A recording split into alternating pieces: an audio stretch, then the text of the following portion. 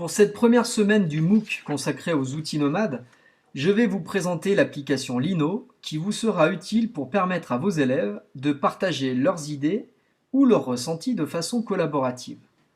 L'intérêt de cette application est qu'elle est disponible sur tout type d'ordinateur ou sur tout type de tablette.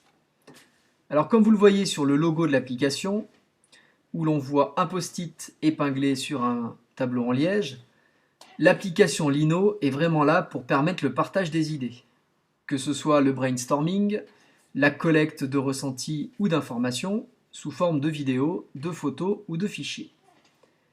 Pour vous faire comprendre de façon concrète comment utiliser l'application Lino, je vais vous présenter une situation d'apprentissage.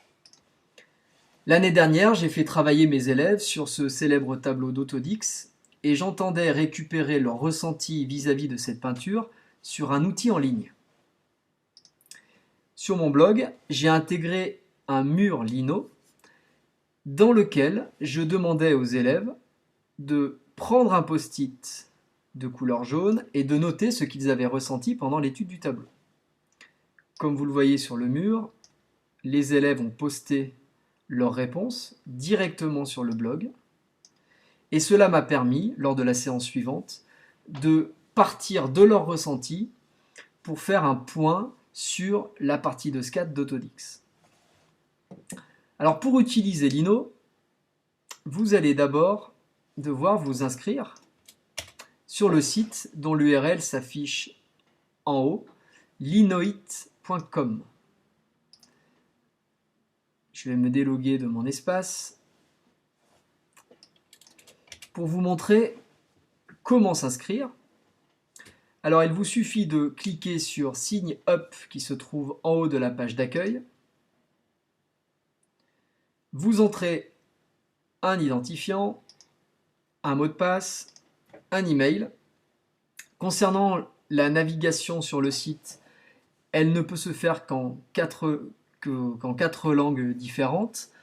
Ici, on voit que le français n'apparaît pas, donc je vais laisser l'anglais paramétré par défaut. Et ensuite, vous n'avez plus qu'à cliquer sur Sign Up. Alors comme j'ai déjà un compte, je vais me loguer sur mon compte pour vous montrer les différentes fonctionnalités de Lino. Quand vous arrivez sur votre tableau de bord, vous voyez les murs que vous avez créés et un bouton où est écrit « Créer un nouveau canevas ». Pour créer un mur, il vous suffit de cliquer ici. On vous demande alors de donner un nom à votre mur, on peut l'appeler test, de choisir un fond pour votre mur. Ici, je vais garder le fond avec un tableau de liège. Et là où vous devrez être attentif, c'est en ce qui concerne les réglages de confidentialité. Vous pouvez décider de garder ce mur pour votre propre usage, ou alors de ne montrer le mur, à tout le monde. Par contre, ces personnes qui verront le mur ne pourront pas ajouter des informations sur celui-ci. Enfin, vous pouvez également laisser tout le monde poster sur le mur. Il vous suffit donc de cliquer sur la dernière possibilité, Everyone may post stickies. Une fois que vous avez fait vos choix, vous cliquez en bas sur Create a Canvas et vous voyez apparaître votre fond, la barre d'outils à droite sur laquelle vous voyez des post-it de couleurs différentes. Le fonctionnement des post-it est très simple, il suffit de faire un glisser-déposer, d'écrire un texte dont vous pouvez modifier la taille, la couleur, sur lequel vous pouvez ajouter une icône, une date. Une fois que tout est prêt, vous pouvez poster.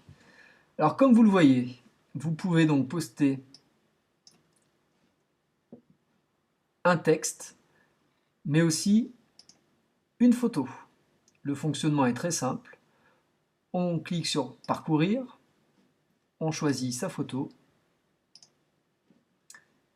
On peut modifier la taille de la photo, petite, moyenne ou grande, et on poste.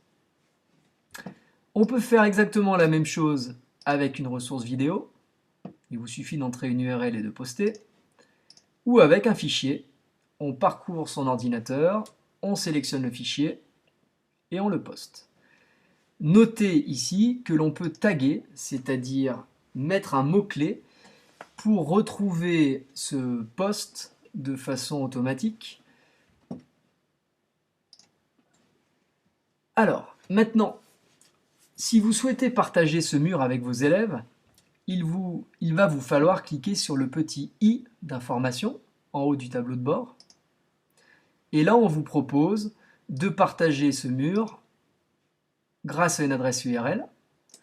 Le plus simple est donc de copier l'adresse URL et de l'envoyer par exemple sur l'environnement numérique de travail de votre établissement à tous les élèves.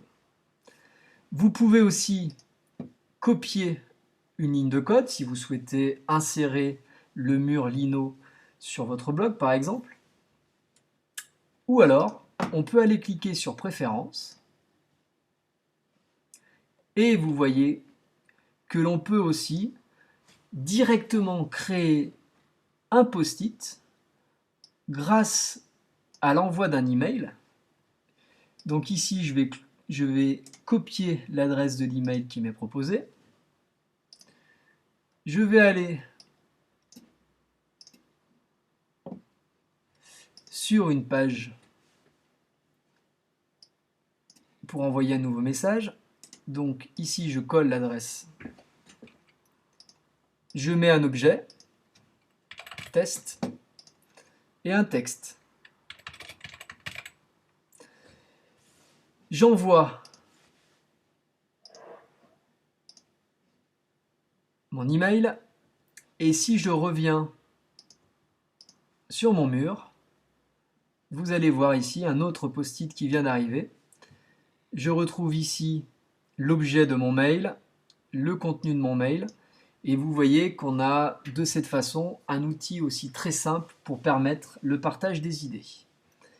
Pour résumer, l'application Lino vous permet donc de lancer un brainstorming avec votre classe, de collecter des informations, des ressentis, en travaillant le texte avec les post-it, travaillant également sur l'image, sur la vidéo ou sur les fichiers.